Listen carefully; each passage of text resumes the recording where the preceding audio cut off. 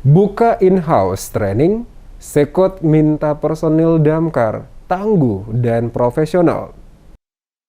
Sebanyak 30 pegawai yang terdiri atas 3 ASN, 15 tenaga kontrak, dan 12 pegawai harian lepas Dinas Pemadam Kebakaran atau Damkar Kota Ambon mengikuti in-house training pada hari Senin 14 November 2022.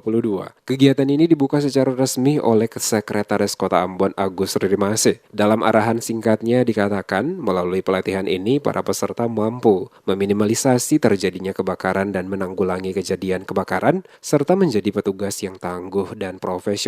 Disebutkan sasaran pelatihan untuk mewujudkan sistem pencegahan terhadap bahaya kebakaran serta menciptakan sumber daya ASN yang tangguh dan profesional. Ridimase meminta personil damkar meningkatkan etos kerja untuk memberikan perlindungan kepada masyarakat, tetap melayani masyarakat dengan hati, di samping pengetahuan dan skill, serta yang lain sebagainya yang paling terdepan adalah pelayanan. Selain itu, dirinya juga meminta kepada para ASN, pegawai kontrak, dan pegawai harian lepas yang mengikuti orientasi ini agar tetap menjaga integritasnya dalam bekerja. Tentunya hal tersebut bertujuan agar tidak mempermalukan nama instansi. Kerja di damkar ini tidak mengenal hari libur.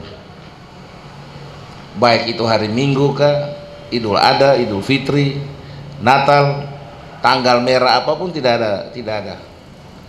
Ya. Oleh karena itu teman-teman harus selalu siap dan standby.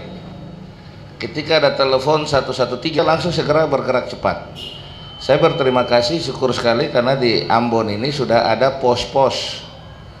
Walaupun ada beberapa pos yang belum, Pak Jun, Nusa Timur Selatan. Nanti kita akan prioritaskan tahun depan kalau memang ada lahan kita bangun untuk pos damkar di sana. Sehingga tugas pembantuan itu kita di sini bersifat mobile saja.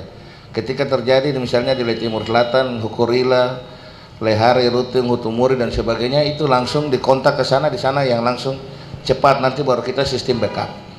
Oleh karena itu petugas damkar harus siap sedia. Dirinya berharap melalui orientasi in-house training pengenalan tugas bagi 30 orang pegawai damkar ini mampu memberikan bekal bagi pelaksanaan tugasnya di lapangan. Melalui kegiatan ini, Ridimase berharap ASN, pegawai kontrak, dan pegawai harian lepas atau PHL mampu memberikan bekal awal bagi para pegawai yang baru masuk di pemadam untuk memahami tugas-tugas dasar operasional pemadam kebakaran.